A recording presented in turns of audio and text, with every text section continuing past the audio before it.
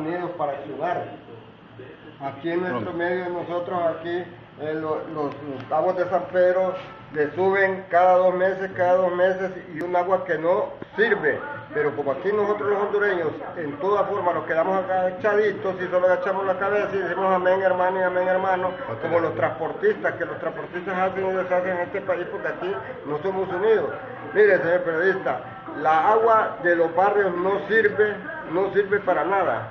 El agua de los barrios no sirve para nada y le suben cada 2 meses de 10 a 15, 20 lempiras cada mes le sube agua de San Pedro. Y como aquí nosotros los hondureños estamos deshuevados, seguiremos deshuevados porque no tenemos nada de derecho ni de reclamar. Los empresarios aquí de la noche a la mañana más ricos y el pobre más rico y el pobre más rico, como dicen ellos, rico de qué?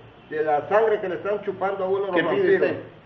Lo que pedimos nosotros que Aguas de San Pedro, por favor, la tome la municipalidad, esas riendas del Aguas de San Pedro, porque ya no aguantamos nosotros este pueblo, porque este pueblo solo agacha la cabeza y algún día va a haber alguien de líder y que de verdad tenga los huevos bien puestos para que reclamemos en las calles, porque es una injusticia con el agua que no sirve de los barrios de nosotros y lo están explotando demasiado a nosotros. Muchas gracias, señor periodista. No, muchas gracias a usted.